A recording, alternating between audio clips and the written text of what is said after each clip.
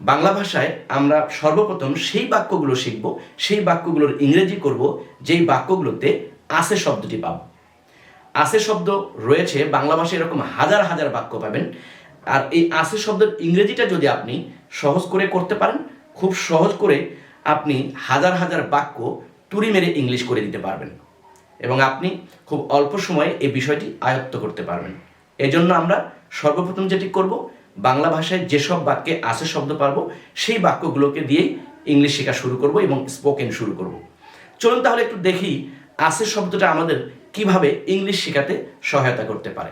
বাংলা বাক্যে আমরা আছে শব্দ ব্যবহার করি, এরকম বাক্যগুলো আমরা প্রথমে একটু বুঝে নিব কোন ধরনের বাক্যে আসলে আমরা আছে শব্দ ব্যবহার করি। দেখুন, আমি এখানে আছে শব্দটি বলছি যে বাংলা বাক্যে আছে শব্দ থাকবে। বাংলা বাক্যে আছে শব্দ রয়েছে এরকম কয়েকটি বাক্য আমি লিখেছি, এখানে 4টি বাক্য লিখেছি। 4টি বাক্যের মধ্যে একটি প্রথমটি হচ্ছে বাংলাদেশে 64টি জেলা আছে। এই বাক্যে আমরা আছে শব্দ ব্যবহার পাচ্ছি। তো বাংলাদেশে 64টি জেলা আছে, এই যে একটি বাক্য আমরা বললাম, এরকম ঠিক একই ধরনের আরেকটি বাক্য সে এখন ঢাকায় আছে। দেখুন, আমরা যেই বাক্যে আছে শব্দগুলো পাবো বা যেই বাক্যে যেই ধরনের বাক্যে আছে শব্দগুলো ব্যবহার করি সেই বাক্যগুলোকে আমরা একটু বোঝার চেষ্টা করব। বাক্যগুলো আমরা যদি দেখি, খেয়াল করি, তাহলে এখানে এই 4টি বাক্যের মধ্যে আমরা প্রথম দুটি বাক্য দেখলাম বাংলাদেশে 64টি জেলা আছে। এটি কোনো একটি জায়গায় কোনো কিছু আছে বোঝাচ্ছে, বাংলাদেশে। আবার 2 নম্বর বাক্যটি দেখলাম সে এখন ঢাকায় আছে।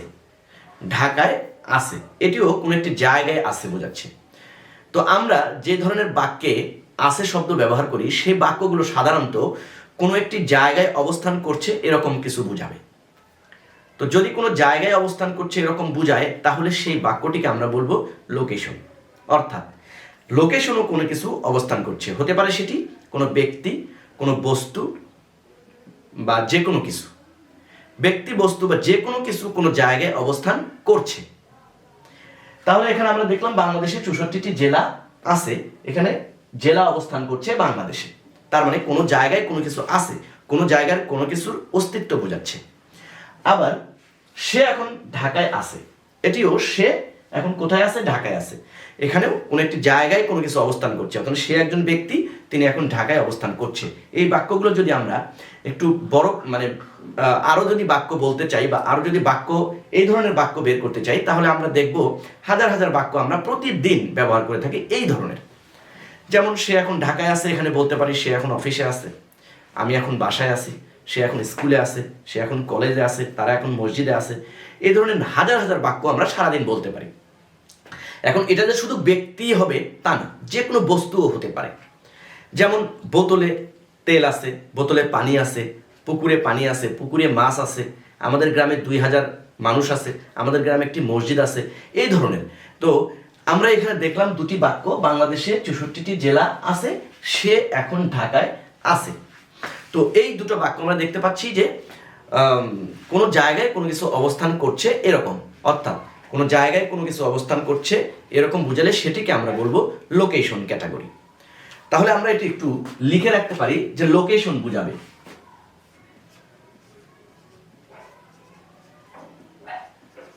কোনো জায়গায় কোনো কিছু অবস্থান করছে এরকম বুঝালে আছে শব্দ দিয়ে তাহলে আমরা সেটিকে লোকেশন ক্যাটাগরি বলবো। যেমন এখানে আমরা বাংলাদেশে পেয়েছি আর এখানে পেয়েছি ঢাকায়, তাহলে যখন কোনো জায়গায় কোনো কিছু অবস্থান করছে সেটি হবে লোকেশন। আর দেখুন, তারা ভালো আছে, এখানে আমরা আছে শব্দ পাচ্ছি, এই বাক্যেও আমরা আছে পেয়েছি, এই বাক্যেও আছে, এখানেও আছে শব্দ পাচ্ছি। তো তারা ভালো আছে এখানে আর জায়গা বোঝাচ্ছে না, বরং যে ব্যক্তির কথা বলা হচ্ছে তিনি কেমন আছেন তার অবস্থা বোঝাচ্ছে। ভালো আছেন কি না, মন্দ আছেন নাকি, মানে যেই অবস্থায় থাকুক, এখানে ভালো থাকতে পারে, মন্দ থাকতে পারে, অসুস্থ থাকতে পারে, সুস্থ থাকতে পারে, কারো শারীরিক কন্ডিশন, অথবা এখানে আমরা বলি শারীরিক অবস্থা অথবা কোনো পরিস্থিতি, কেউ কোনো পরিস্থিতিতে আছে, কেউ কোনো অবস্থায় আছে, এরকম যদি হয়, কারো অবস্থা বোঝাচ্ছে তাহলে সেটি হবে অবস্থা বা পরিস্থিতি বোঝাচ্ছে তাহলে সেটি হবে কন্ডিশন ক্যাটাগরি।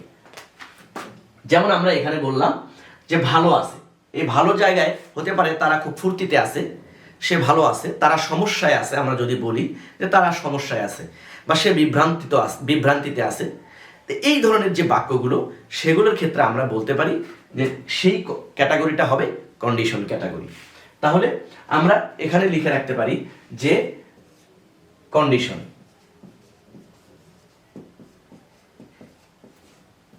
দুটি ক্যাটাগরি পেলাম, একটা হচ্ছে লোকেশন আর একটা হচ্ছে কন্ডিশন। আরেকটি ক্যাটাগরি হতে পারে আমার একটি মোবাইল আছে। এখানে আমরা আছে শব্দ পাচ্ছি এবং আমার একটি মোবাইল আছে, এখানে কারো কোনো অবস্থাও বোঝাচ্ছে না, কোনো জায়গায় আছে সেটাও বোঝাচ্ছে না, বরং আমার আছে আমার মালিকানায় আছে। অর্থাৎ কোনো ব্যক্তি বা বস্তু যে কোনো কিছুর যদি অধিকার অথবা মালিকানা বোঝায় তাহলে সেই ক্যাটাগরিটিকে আমরা বলবো পজেশন ক্যাটাগরি। তাহলে আমরা এখানে পাচ্ছি আমার আছে, তার মানে হলো আমার অধিকার অথবা আমার মালিকানা বোঝাচ্ছে, ওনারশিপ বোঝাচ্ছে। যদি এরকম ওনারশিপ বোঝায় তাহলে সেই ক্যাটাগরিটিকে আমরা বলবো পজেশন ক্যাটাগরি।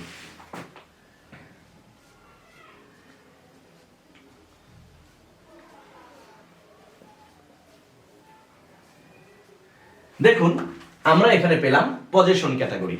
এই যে তিনটি ক্যাটাগরি আমরা পেলাম, এই তিনটি ক্যাটাগরি বাইরেও দু একটি বাক্য আমরা পাবো।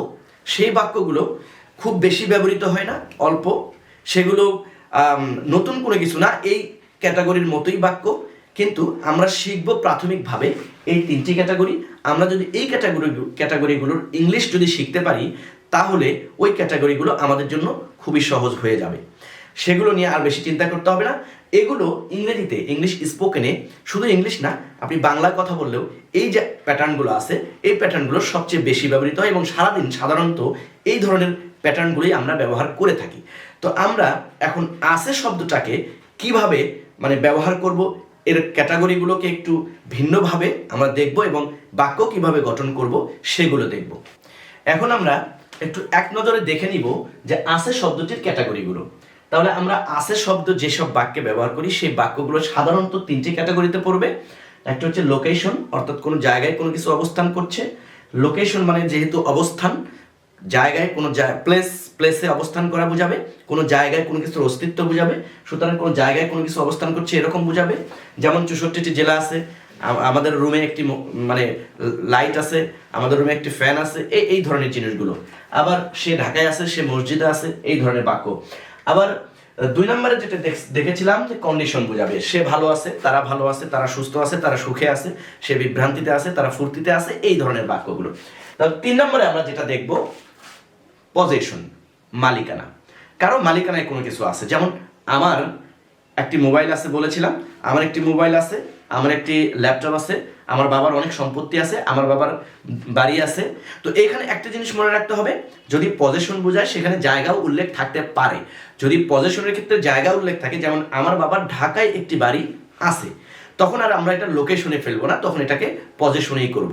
কারণ আমার বাবার মালিকানাটা বোঝাচ্ছে এবং সেই মালিকানাটার জিনিসের অবস্থান কোথায় সেটি বোঝাচ্ছে ঢাকায়, মূলত বাবার অবস্থান বোঝাচ্ছে না, বরং বাবার মালিকানা বোঝাচ্ছে। এই কারণে আমরা সেই বাক্যটিকে পজেশনেই ফেলবো। তাহলে কি হলো, আমার বাবার ঢাকায় একটি বাড়ি আছে। তো এরকম যদি হয়, পজেশন রয়েছে এবং মালিকানা রয়েছে, আবার জায়গাটাও উল্লেখ রয়েছে, তখন আমরা সেটিকে মালিকানার মধ্যেই বাক্য করার চেষ্টা করব।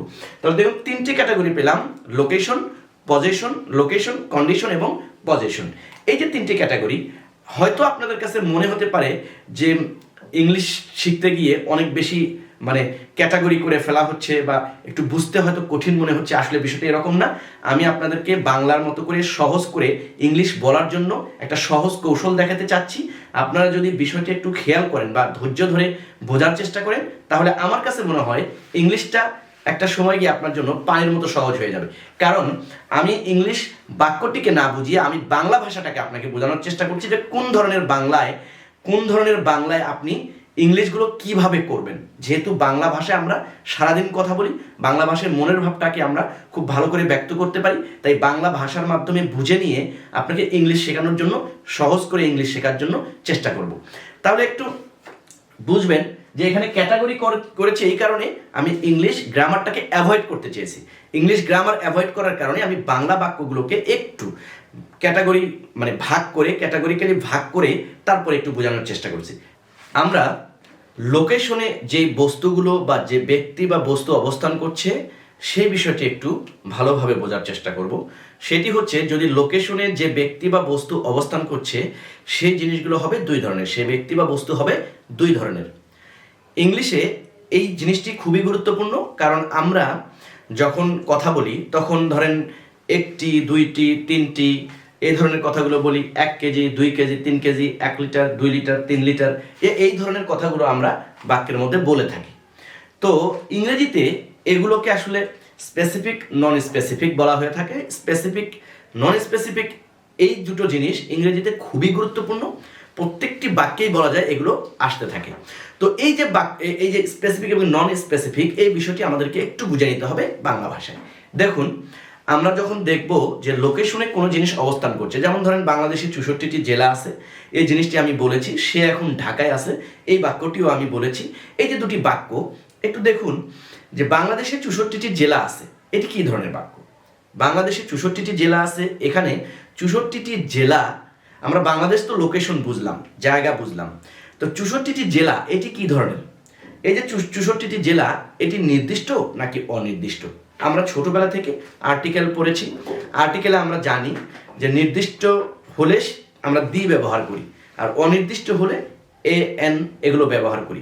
কিন্তু আর্টিকেলের ব্যবহারের মধ্যে যে নির্দিষ্ট অনির্দিষ্ট বিষয়টি আমরা পড়েছি, সেখানে আসলে মুখস্থ করেছি, সেগুলোর সঠিক ব্যবহার আমরা কখনো সেভাবে বোঝার চেষ্টা করিনি। তো আমরা নির্দিষ্ট এবং অনির্দিষ্ট এই দুটো জিনিস বোঝার জন্য একটু সুন্দর করে আমাদের কনসেপ্টটা ক্লিয়ার করার চেষ্টা করব এভাবে, যখন কোনো জিনিস সম্পর্কে, সেটা ব্যক্তি হোক অথবা বস্তু হোক, যখন কোনো বিষয় সম্পর্কে স্পিকার কথা বলছে, লিসেনার সেই বিষয়টি সম্পর্কে যদি শতভাগ অর্থাৎ স্পিকারের সমান জ্ঞাত হয়, সেই বিষয়টি সম্পর্কে স্পিকারের সমান জ্ঞান রাখে, তাহলে সেটি নির্দিষ্ট। যেমন ধরেন আমি স্পিকার, আমি কথা বলছি, আমি এখন যদি বলি যে টেবিলের উপরে একটি কলম আছে, এই কলমটি কি ধরনের কলম আছে সেই বিষয়টি আপনি জানেন না, এখানে শুধু বললাম একটি কলম আছে। তো এই যে একটি কলম আছে, এই বিষয়টি নির্দিষ্ট নাকি অনির্দিষ্ট? হয়তো আমাদের অনেকেই প্রথমেই এক বাক্যে বলে ফেলবো এটি নির্দিষ্ট, কারণ একটি সংখ্যা বলে দিচ্ছি। আসলে এটি নির্দিষ্ট না, এটি অনির্দিষ্ট। কারণ যে কোনো জিনিস, সেটি নাউন, যে কোনো নাউন আর কি, নাউন বলতে বিশেষ্য। তো যে কোনো নাউন, যে কোনো জিনিসের নাম যেটা বোঝায়, সেই জিনিসগুলো যদি সংখ্যা বা পরিমাণ উল্লেখ করে দেওয়া হয়, যে কোনো জিনিসের সংখ্যা পরিমাণ উল্লেখ থাকলে সেটি হয়ে যায় অনির্দিষ্ট। যেমন ধরেন আমি বললাম কলম, কলম নির্দিষ্ট, আমরা জানি কলম জিনিসটি কি। কিন্তু যখন বলি একটি কলম, কলমের অনেক প্রকার আছে, বা একই ধরনের অনেকগুলো কলমও থাকতে পারে, কিন্তু একটি কলম বলতে আমরা কোন কলমটিকে বোঝাচ্ছি সেই জিনিসটি স্পিকার জানে, লিসেনার জানে না, এই কারণে এটি অনির্দিষ্ট হয়।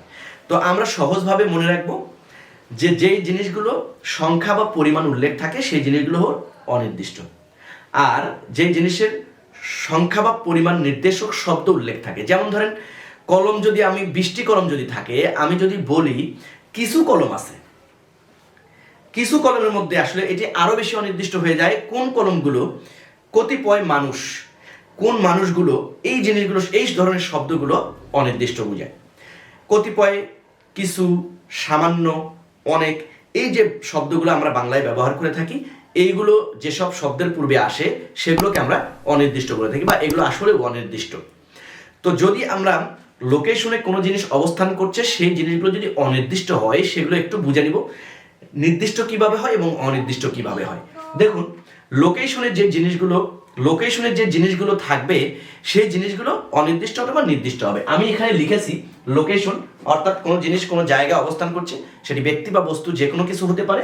সেই জিনিসগুলো, যে জিনিস অবস্থান করছে, যেমন বাংলাদেশে 64টি জেলা আছে বলেছিলাম, এই বাংলাদেশে 64টি জেলা আছে, এখানে কি অবস্থান করছে? জেলা। তাহলে এই যে জেলা, সেটি নির্দিষ্ট নাকি অনির্দিষ্ট? এখানে আমি বলেছি যে লোকেশনে যে জিনিস অবস্থান করছে সেটি দুই ধরনের হবে, হয় নির্দিষ্ট ইনডেফিনিট অনির্দিষ্ট, অথবা ডেফিনিট। দেখুন, ডেফিনিট নির্দিষ্ট। যদি ইনডেফিনিট অর্থাৎ অনির্দিষ্ট হয়, সেগুলোর সংখ্যা অথবা পরিমাণ উল্লেখ থাকবে। লিখেছি সংখ্যা বা পরিমাণ উল্লেখ থাকবে। অনির্দিষ্টর ক্ষেত্রে সংখ্যা অথবা পরিমাণ উল্লেখ থাকবে। সংখ্যা যেমন 1 2 3 4 5, এখানে 1 কোটিও হতে পারে, 10 কোটিও হতে পারে, যত পরিমাণ হতে পারে, সংখ্যা উল্লেখ থাকলে সেই জিনিসটি অনির্দিষ্ট। পরিমাণ যেমন ধরেন 1 কেজি 2 কেজি 3 কেজি, যেগুলো গণনা করা যায় না, সেগুলোর ক্ষেত্রে আমরা পরিমাণ বলে থাকি। যেমন ধরেন 1 লিটার 2 লিটার 3 লিটার, এই যে বলছি যেগুলো যে পরিমাণবাচক যে শব্দগুলো সেগুলোকে আমরা অনির্দিষ্ট বলি। তো ইনডিফিনিট হবে সংখ্যা অথবা পরিমাণ উল্লেখ থাকলে সেটিকে আমরা ইনডিফিনিট বলবো। আবার সংখ্যা অথবা পরিমাণ নির্দেশক কোয়ান্টিফায়ার, সংখ্যা বা পরিমাণ নির্দেশক শব্দ, যেমন ধরেন কোয়ান্টিফায়ার হচ্ছে কিছু, কতিপয়, অনেক, সামান্য, এরকম কিছু, কতিপয়, অনেক, সামান্য, এই ধরনের শব্দ যেগুলো এগুলোকে আমরা কোয়ান্টিফায়ার বলে থাকি। ইংরেজিতে বলা হয় যেমন সাম, সেভারেল, তারপরে few, a few, little, a little, a lot of, a large amount of, a large quantity of, many, much, more, এই শব্দগুলো, যেমন এনি, কোনো একটি, এনি। তো এই যে এই শব্দগুলো এগুলোকে আমরা কোয়ান্টিফায়ার বলে থাকি, ইংরেজিতে কোয়ান্টিফায়ার বলা হয়। বাংলায় এগুলো আমরা যেমন ধরেন কিছু, কতিপয়, সামান্য, অনেক, এই ধরনের শব্দ দ্বারা প্রকাশ করে থাকি, যে এইগুলোকে আমরা বলি অনির্দিষ্ট শব্দ। অর্থাৎ অনির্দিষ্ট শব্দ হলো সংখ্যা বা পরিমাণ উল্লেখ থাকবে এবং সংখ্যা বা পরিমাণ বাচক নির্দেশক উল্লেখ থাকবে। ডেফিনিটের ক্ষেত্রে আমরা বুঝবো অর্থাৎ জিনিসটি নির্দিষ্ট কিনা সেটি আমরা শুধু এটুকু মনে রাখবো যে পার্সন অর্থাৎ আমি, আমরা, তুমি, তোমরা, সে, তাহারা, ইংরেজিতে এগুলোকে I, we, you, you, he, she, they, it বা যে কোনো নাম যেমন ধরেন রহিম, করিম এগুলো বলে থাকে। তো ইংরেজিতে I, we, you, you, he, she, they, it, Rahim, Karim এগুলো যদি হয় আমরা এগুলোকে সরাসরি স্পেসিফিক অর্থাৎ ডেফিনিট বলবো, নির্দিষ্ট বলবো।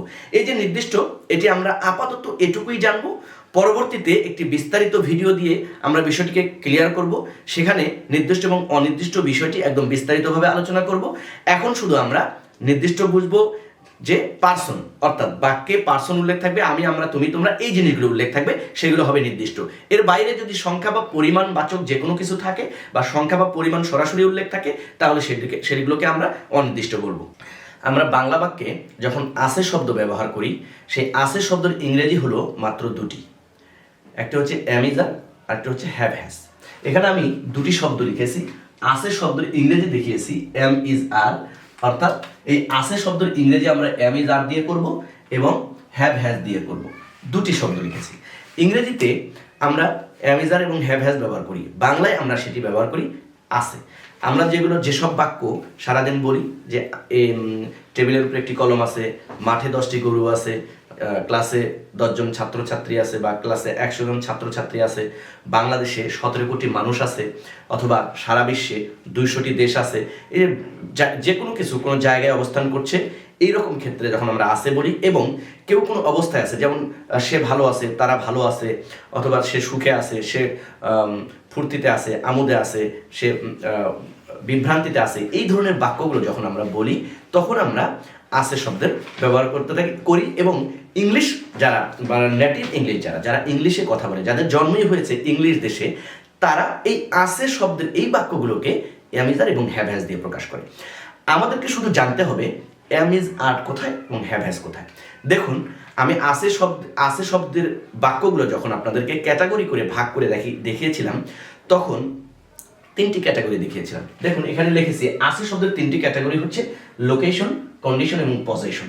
আমরা জানি লোকেশন হচ্ছে অবস্থান, কোনো ব্যক্তি বা বস্তু কোনো জায়গায় অবস্থান করছে তখন আমরা সেটিকে বলি লোকেশন। অর্থাৎ বাংলাদেশে 64টি জেলা আছে, এখানে 64টি জেলা বাংলাদেশে অবস্থান করছে, তার মানে বাংলাদেশে আছে। তো এই যে বাংলাদেশে আছে, বাংলাদেশে অবস্থান করছে, এটিকে আমরা লোকেশন বলেছি। আরেকটি বলেছি কন্ডিশন, যেমন ধরেন সে ভালো আছে, সে সুস্থ আছে, সে ফুর্তিতে আছে, এই যে শব্দগুলো বলি, এই যে বাক্যগুলো বলি, এগুলো কন্ডিশন বা পরিস্থিতি বলে বা অবস্থা বলে, এই একটি ক্যাটাগরি। কন্ডিশন এবং লোকেশন এই দুটি ক্যাটাগরির ক্ষেত্রে আমরা আছে শব্দের ইংরেজি করব অ্যাম ইজ আর দিয়ে। তাহলে কন্ডিশন এবং লোকেশন এই দুটি ক্যাটাগরির ক্ষেত্রে, অর্থাৎ এই লোকেশন এবং কন্ডিশন, যে আছে দিয়ে কোনো জায়গায় অবস্থান করছে বোঝাবে কোনো ব্যক্তি বা বস্তু, সেটির জন্য আমরা অ্যাম ইজ আর ব্যবহার করব। এবং যে আছে দিয়ে কোনো ব্যক্তি বা বস্তুর অবস্থা বা কোনো ব্যক্তি বা বস্তু কোনো পরিস্থিতিতে আছে, যেমন আমরা যদি বলি যে সে অসুস্থ আছে, তো সেক্ষেত্রে আমরা যেমন আছে ব্যবহার করি, আবার এটাও বলি যে সে গুরুতর অবস্থায় আছে। যেমন অ্যাক্সিডেন্টের পর আমরা বলে থাকি যে তার অবস্থা এখন কেমন, বলে সে খুব গুরুতর অবস্থায় আছে, মানে তার অবস্থা খুবই ক্রিটিক্যাল, এই ধরনের কথা আমরা বলি। তো এই যে অবস্থা বা পরিস্থিতি আমরা যে বলি, এই বাক্যগুলোর ক্ষেত্রে আমরা ব্যবহার করব মানে কন্ডিশন যে বাক্যগুলো সেই বাক্যগুলোর ক্ষেত্রে আমরা ব্যবহার করব এম ইজ আর। তাহলে এম ইজ আর ব্যবহার হবে দুটি ক্যাটাগরির ক্ষেত্রে, একটা হবে লোকেশন আর একটা হবে কন্ডিশন। আর পজেশনের ক্ষেত্রে যেটা মালিকানা বোঝায় সেই ক্ষেত্রে, যেমন এখানে আমি লিখেছি পজেশন মালিকানা বোঝায় যেটা দ্বারা, যেমন আমার একটি মোবাইল আছে, আমার একটি বাড়ি আছে, আমার বাবার দুটি বাড়ি আছে, বা ঢাকায় আমার বাবার দুটি বাড়ি আছে, অথবা আমার বাবার অনেক সম্পত্তি আছে, তার বাবার অনেক সম্পত্তি আছে, এই যে কথাগুলো বলছি এগুলো আসলে বোঝায় হলো অধিকারে থাকা। তো অধিকারে থাকা যে জিনিসটি বোঝায়, কারো মালিকানায় থাকা বা কারো অধিকারে থাকা, এই ধরনের বাক্যগুলোর ক্ষেত্রে আমরা হ্যাভ হ্যাজ ব্যবহার করব। আমাদের শুধু মনে রাখতে হবে হ্যাভ হ্যাজ ব্যবহৃত হবে শুধুমাত্র যখন কারো ওনারশিপ বা মালিকানায় কোনো জিনিস আছে। যেমন আমার একটি ল্যাপটপ আছে, এটি আমার মালিকানায় আছে, এটার মালিক আমি, এটি আমার অধিকারে আছে। তার মানে এই যে অধিকার বা মালিকানা বোঝায়, এই ক্ষেত্রে আমরা শুধুমাত্র মানে পজেশনের ক্ষেত্রে আমরা শুধুমাত্র হ্যাভ হ্যাজ ব্যবহার করব। যেমন এখানে হ্যাভ হ্যাজ আমি লিখে রেখেছি, পজেশনের ক্ষেত্রে আমরা হ্যাভ হ্যাজ ব্যবহার করব, আর লোকেশন এবং কন্ডিশনের ক্ষেত্রে এম ইজ আর ব্যবহার করব।